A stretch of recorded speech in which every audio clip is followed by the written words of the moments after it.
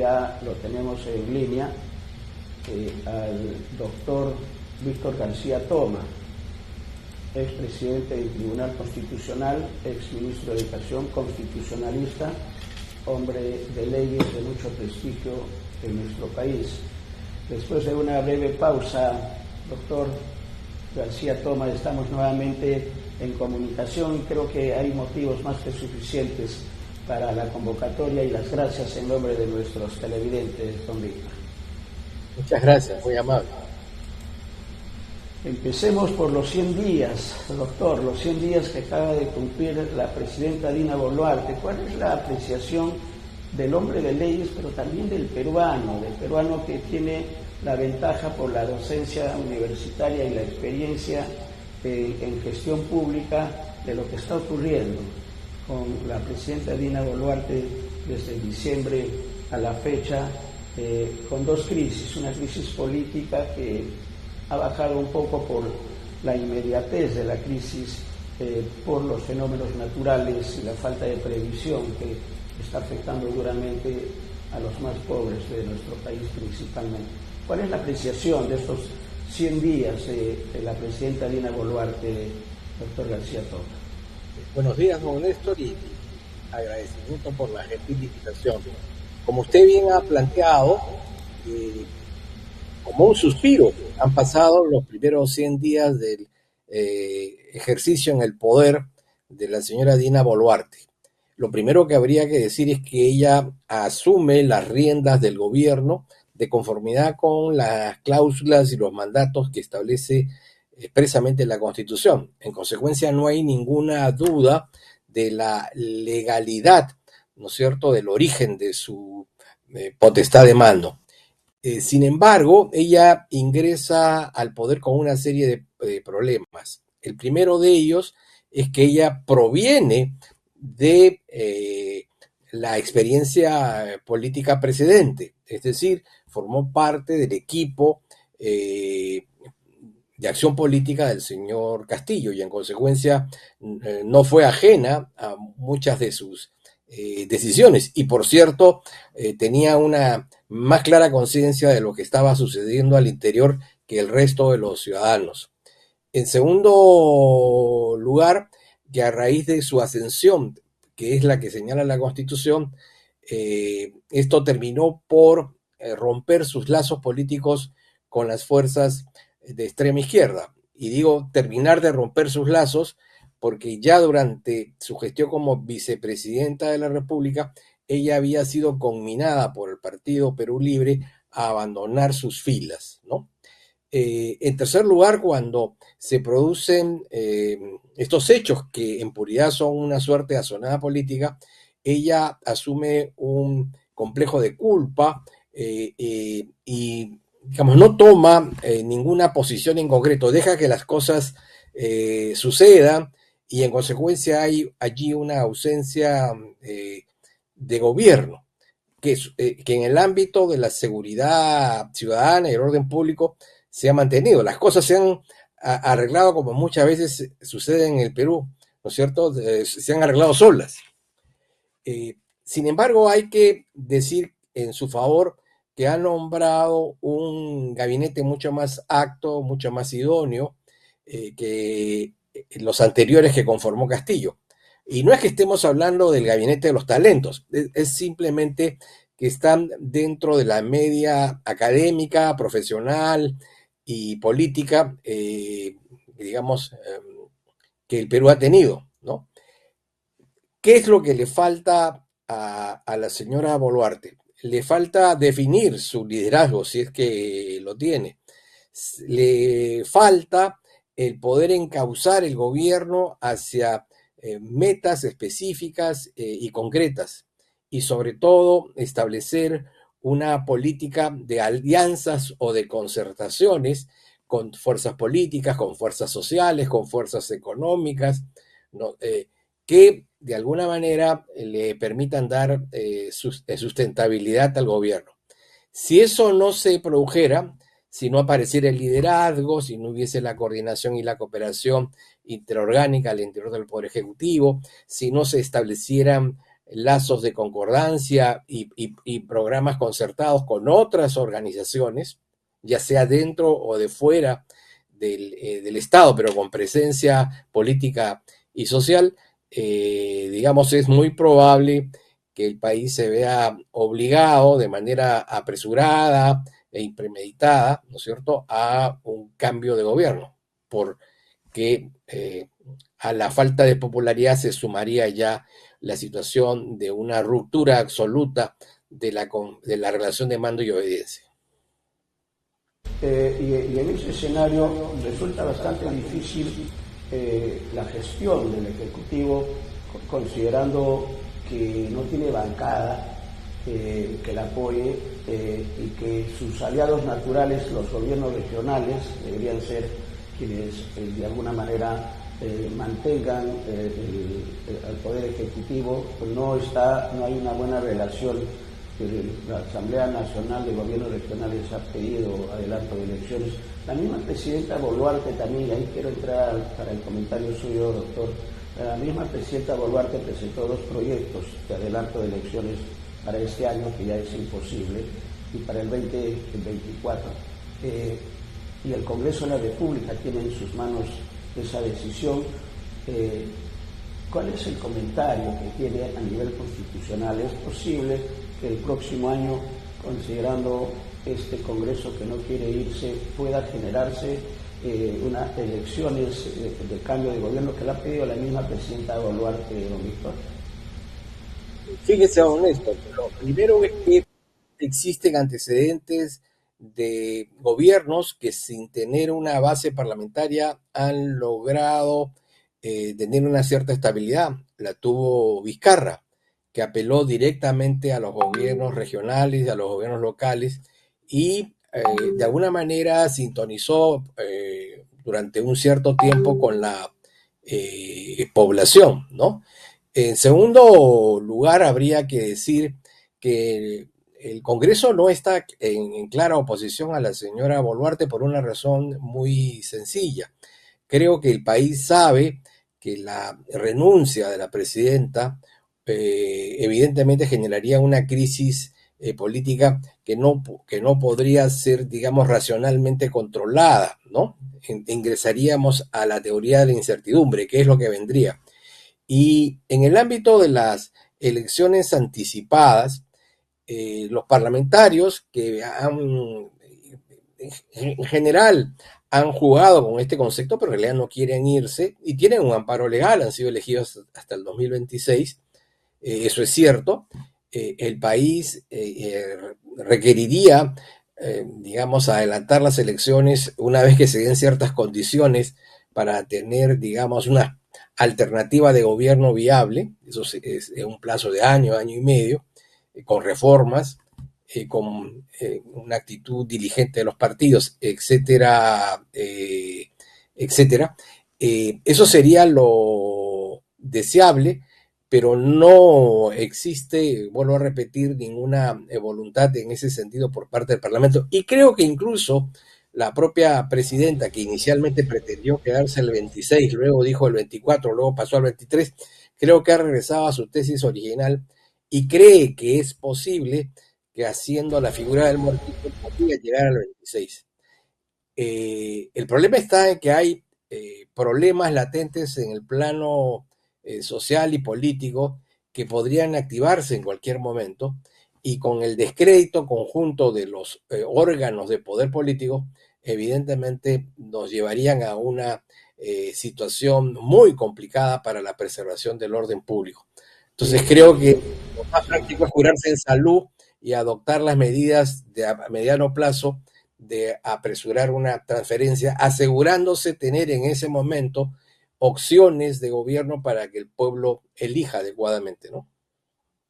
Curarse en salud con tanto el Ejecutivo como el Legislativo, con un alto índice de rechazo de la población, la impopularidad, sobre todo del Congreso de la República. ¿Qué autoridad podría generar para que el Congreso de la República en sus planes pueda generar, por ejemplo, un escenario de elecciones en 2024? ¿Eso es posible Doctor, porque esto ya es un análisis un poco más político, pero quisiéramos su comentario. Impopular el Congreso de la República, cómo generar las condiciones para un adelanto de elecciones en 2024, porque todo indica que quieren quedarse hasta el 2026, ¿no? El problema no sería tanto la impopularidad. Han habido gobiernos impopulares, por ejemplo el de Toledo, unos dicen al 7%, otros dicen al 5%. Hubo algunos que incluso decían que ya estadísticamente estaba en el punto cero. Y sin embargo ese gobierno pudo culminar.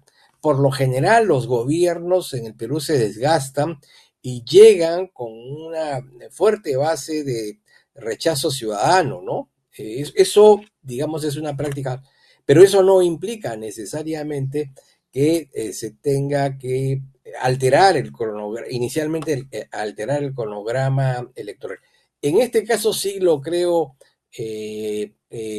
necesario, porque si de la impopularidad se pasa, digamos, a la acción callejera, ¿no es cierto?, como hemos visto, por distintas razones, ¿no es cierto? Hay razones subversivas, hay malestar social, pero si se concentra, se conjuga todo eso, evidentemente eso le hace daño al país, ya no habría gobernabilidad. Entonces, en resguardo justamente de la gobernabilidad, en resguardo del Estado de Derecho y en el afán de que podamos transitar de un gobierno a otro sin esta fractura política, se hace recomendable que los parlamentarios asuman esta tarea.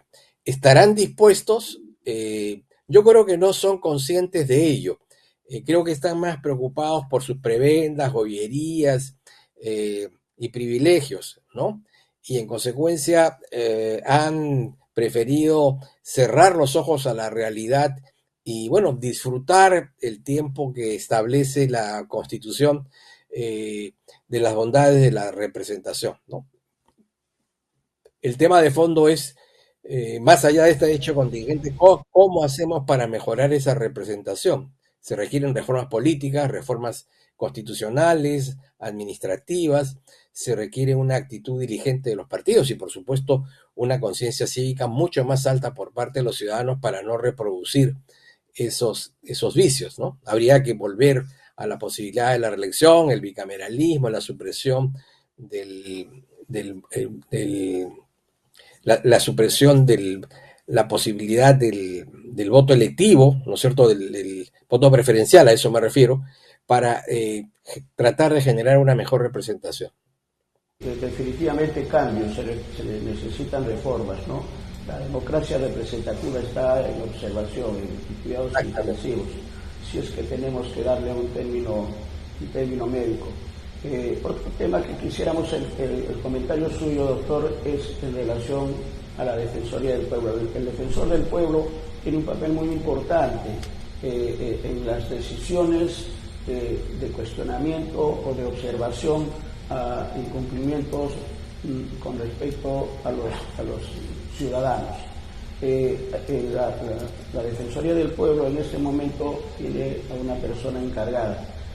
Hubo ya un proceso que fue, digamos, cerrado por muchas razones. Una de ellas era el Poder Judicial. Ya se ha pronunciado el Tribunal Constitucional con respecto al tema y se está iniciando, esperemos sin el manoseo y el maltrato que tuvieron los postulantes del anterior proceso en el que usted también estuvo participando y que con mucha decencia prefirió alejarse, dar un paso al costado cuando vio que las condiciones de cómo se estaba llevando el proceso no eran las más adecuadas ni las técnicamente recomendables, era más un tratamiento político. ¿Cómo ve ahora? Han planteado 20 pasos que va a seguir el proceso para elegir al Defensor del Pueblo y que el martes 9 de mayo del 2023, es la noticia que nos da Andina, doctor, el Pleno dice estará en condiciones de elegir al nuevo Defensor del Pueblo luego de pasar por un proceso de 20 etapas. cuál es la realidad de este proceso y lo que ocurrió con el anterior.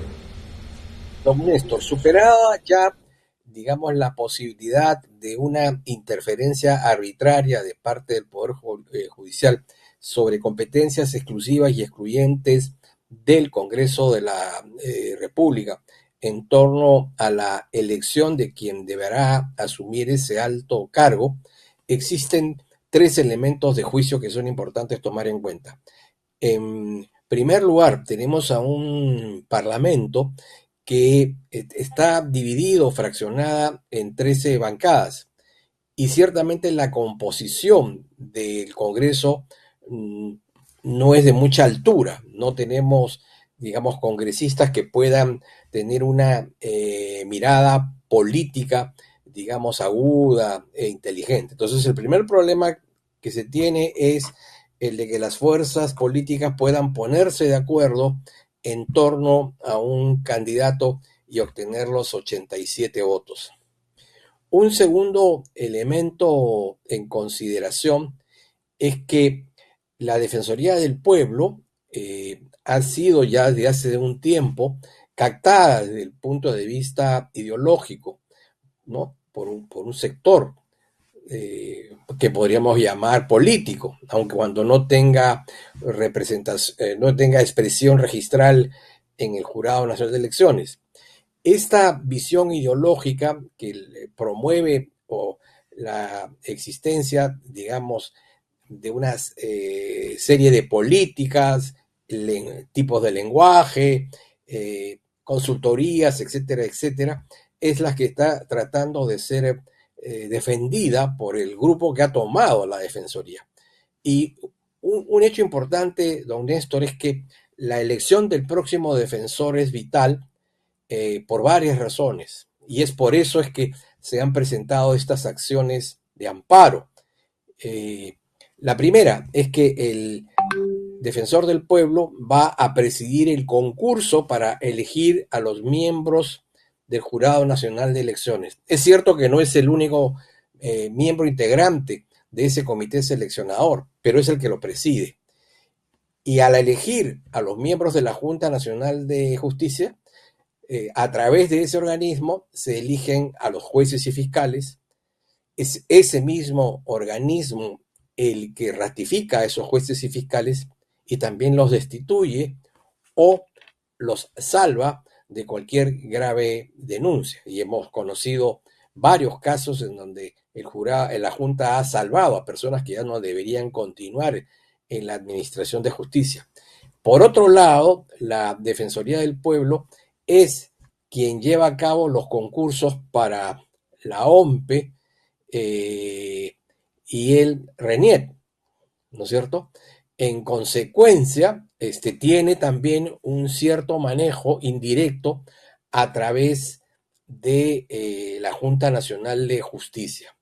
Ese es, creo, el tema de fondo, don Néstor, que en el marco de esta elección complicada por las características de este Congreso, que no son las más adecuadas, se suma este factor de interés ideológico y económico en torno a la conducción de un organismo que indirectamente permitiría, ¿no es cierto?, controlar o seguir controlando el poder judicial, el Ministerio Público y parte del sistema electoral. Ese es el problema.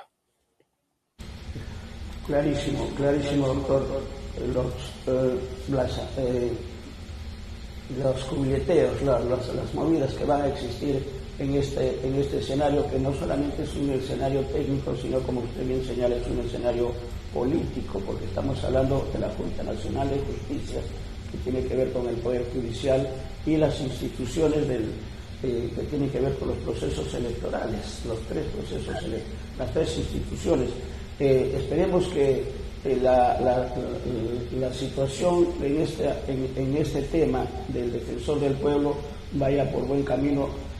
¿Usted ha pensado nuevamente postular a presentarse como postulante a la Defensoría del Pueblo, doctor?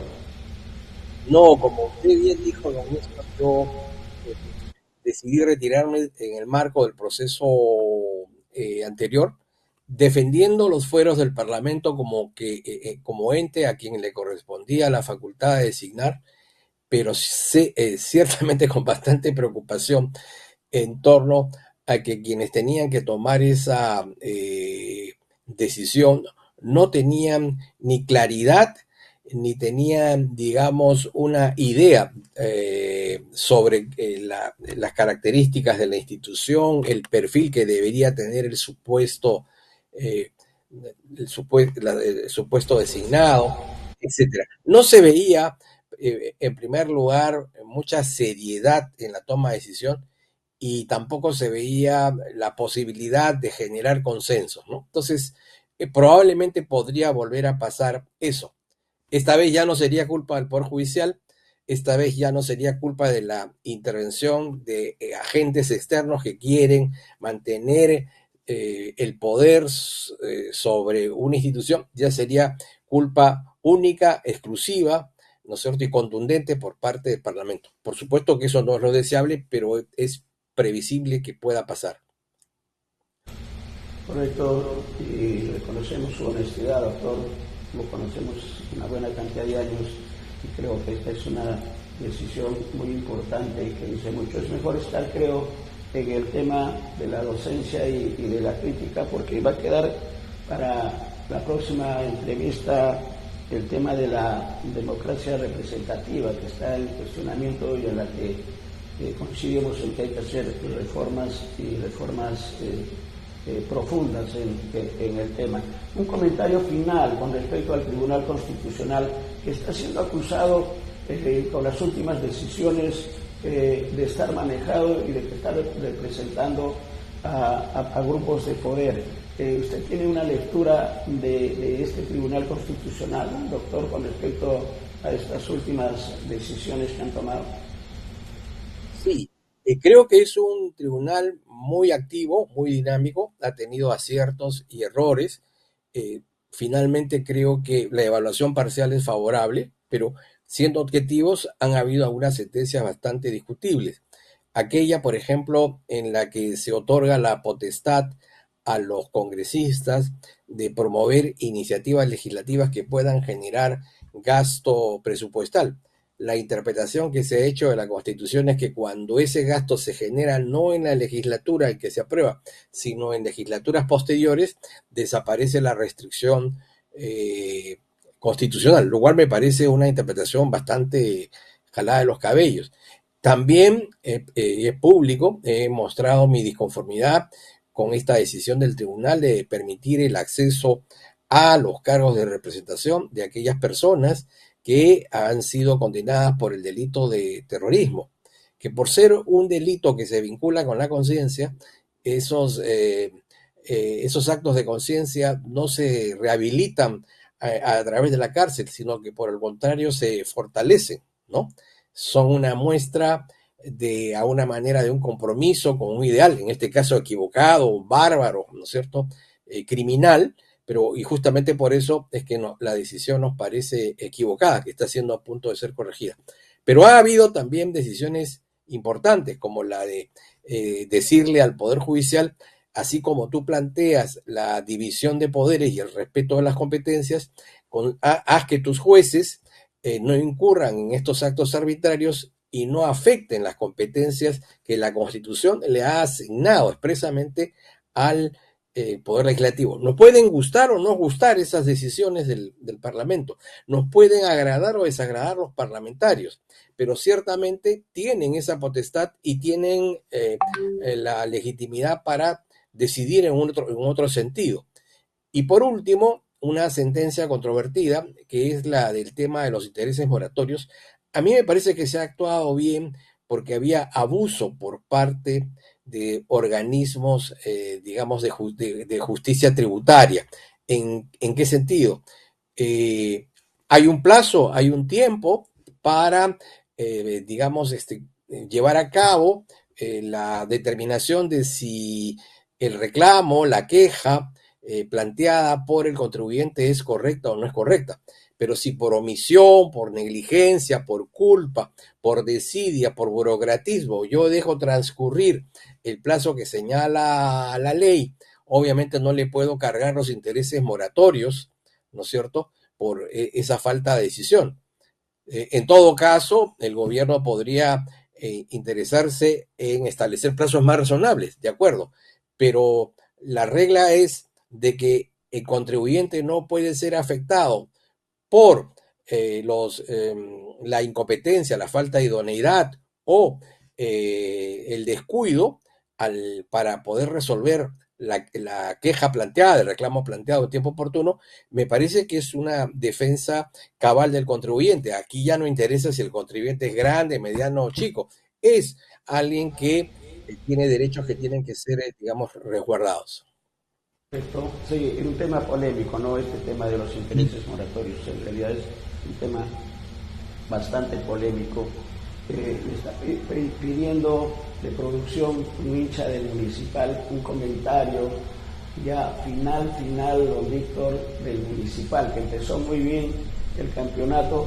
Me dice Víctor, que es su tocayo, que Ovelar hace falta en ese equipo. El Muni ha descansado esta semana. Usted es un hincha convicto y confeso, si vale el término del deporte, del Municipal. Mi padre fue hincha del Muni. ¿Qué opinión tiene usted del Muni? Y si es cierto que Ovelar le está haciendo falta en la delantera. Empezó muy bien ganando en Arequipa, le ganó al Melgar y con un partido excelente. ¿Cuál es la situación? ¿Cómo ve el hincha del Muni en estos tiempos?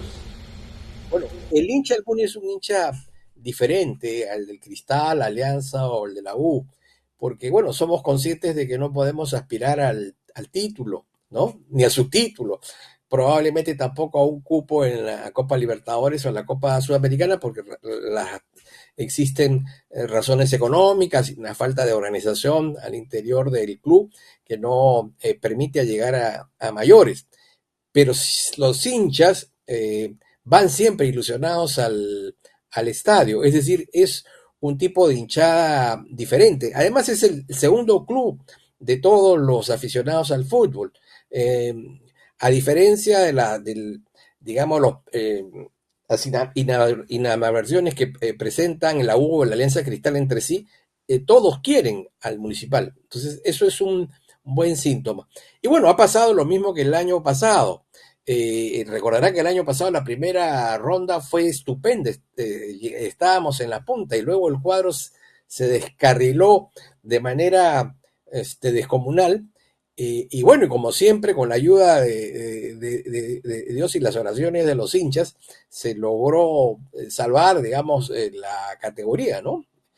Este año igual, aunque en un tiempo más breve comenzamos muy bien, hemos tenido un bajón, espero que lo recuperemos y comparto la apreciación de que el Búfalo Ovelar, por Búfalo y por Ovelar, debería haber continuado en el Municipal, ¿no? Sí, eso ha sido un grave error de la directiva el no renovar el contrato.